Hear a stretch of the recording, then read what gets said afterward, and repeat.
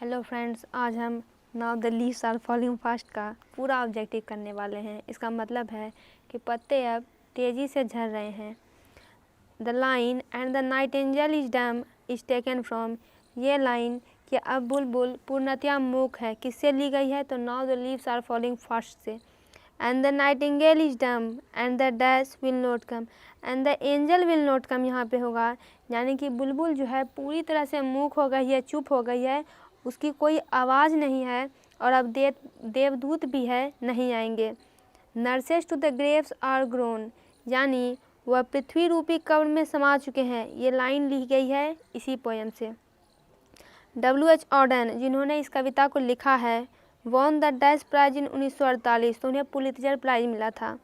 And the active hands must freeze lonely on the separate knees, इसका मतलब है कि हमारे जो सक्रिय हाथ है, सक्रिय हाथ कैसे है? क्योंकि ये अभी काम कर रहे हैं, अभी हम यहाँ पे बता रहे हैं तो हमारे हाथ काम कर रहे हैं। ये क्या हो जाएंगे? फ्रीज हो जाएंगे, निष्प्राण हो जाएंगे, इसमें प्राण नहीं रहेगा। और वो जो है हमारे दोनों घुटनों पर एकाकी रूप से आकर टिक जाएंगे। जैसे बूढ़े लोग रहते हैं, चलते हैं नहीं चल पाते तो अपने घुटने पर हाथ रख के झुक जाते हैं, उसी प्रकार से बात की जा रही है। In the poem now the leaves are falling fast whispering neighbours stand for, इस पोएम में विस्परिंग नेवर्स का मतलब क्या है? इसका मतलब होता है एजेंट्स ऑफ डेथ, यानी जो मृत्यु के दूत होते हैं। Trolls mentioned in the poem now the leaves are falling fast are dash mythological character, mythological का मतलब अयथार्थ, पौराणिक, ऐतिहासिक। तो ट्रॉल्स कहाँ के माइथोलॉजिकल कैरेक्टर्स हैं? तो स्कैंडिनेवियन के। इज ए, ये किस प्रकार की पोएम है? तो पेसिमिस्टिक कम ऑप्टिमिस्टिक पोएम है। ये कविता किसके द्वारा लिखी गई है? तो W.H. ऑर्डन के द्वारा। ऑर्डन को पुलित्जर प्राइज कब मिला था? 1948 में। Was white waterfall could bless travellers in their last distress, यहाँ पे फिल इन द ब्लैंक्स है। डिस्ट्रेस का मतलब होता है पीड़ा। कहने का मतलब है कि तथा उनसे बहते हुए शीतल श्वेत झरने थके हुए पथिकों को उनकी अंतिम पीड़ा में आशीष प्रदान करते हैं। ऑर्डन क्या थे? तो कवि थे, पोट्री उनके लिए एक सीरियस गेम था, वर्ड्स ड्रामेटिस्ट थे, तो ऑल ऑफ दीज हो जाएगा। Now the leaves are falling fast क्या है? तो एक लिरिक है यानी गीत है। This poem dash the frustration inherent in human life, यानी इनेट्स का मतलब होता है करती है, लागू करती है, बनाती है। इस तरह से कहने का मतलब है कि जो ये कविता उस बारे में बताती है कि जो निराशा है, मानव के जीवन में कुछ निराशा नेचुरली प्रेजेंट होती है, यानी आदमी जब पैदा होता है तो उसको लेके ही पैदा होता है, उसी के बारे में ये कविता है। कौन सी उन्होंने कविता लिखी है? तो now the leaves are falling fast. Prams क्या कर रहे हैं पोएम में? तो लिखा हुआ है द प्रैम्स गो रोलिंग ऑन, यानी प्रैम जो है रोलिंग कर रहे हैं। तो प्रैम का मतलब होता क्या है? 4 पहिया वाली बच्चों की गाड़ी, जो बच्चों को दी जाती है जब वो बहुत छोटे होते हैं। Travellers are we dash beings moving towards our death, तो ट्रैवलर्स यहाँ पे है कौन? तो ट्रैवलर्स हम मानव हैं जो कि धीरे धीरे हम अपनी मृत्यु की ओर बढ़ते जा रहे हैं। Human life is no better than, मानव का जीवन किससे बेहतर नहीं है? तो डेथ से, मृत्यु से बेहतर नहीं है। लीव्स आर फॉलिंग, पत्ते कैसे झड़ रहे हैं? बड़े तेज़ी से झड़ रहे हैं। Leaves are falling fast. Auden won the Pulitzer prize for his collection of poem, Auden को पुलित्जर प्राइज उनके किस कलेक्शन ऑफ पोएम के लिए मिला था? तो एज ऑफ एंजाइटी।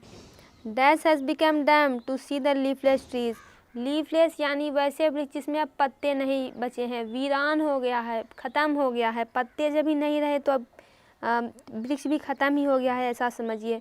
तो कौन उसको देखने के लिए चुप हो गई है, मूक हो गई है? तो नाइट एंगल, बुलबुल।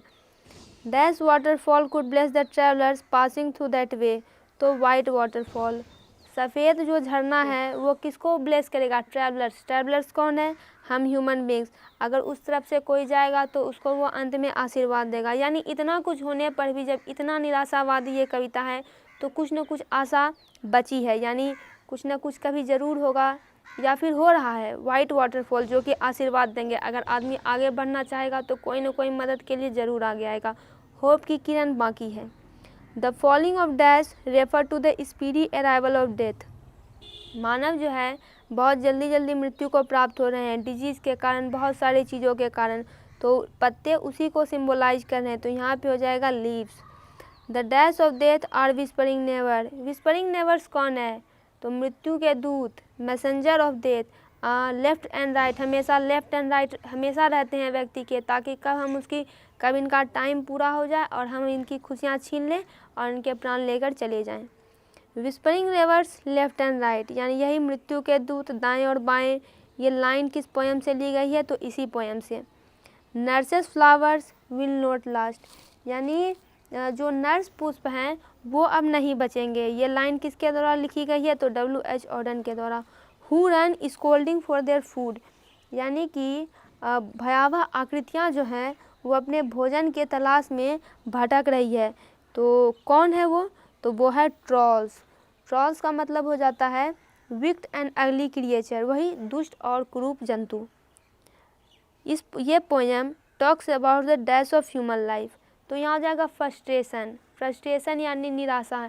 व्यक्ति की बहुत सारी ख्वाहिशें होती हैं, डिज़ायर होती है, महत्वाकांक्षाएँ होती है, इस जीवन में तो पूरी हो नहीं पाती है, तो व्यक्ति वही निराशा में जीता है, वो वही निराशा के बारे में सोचता है और उस निराशा से निकल भी नहीं पाता है और अंत में उसकी मृत्यु हो जाती है।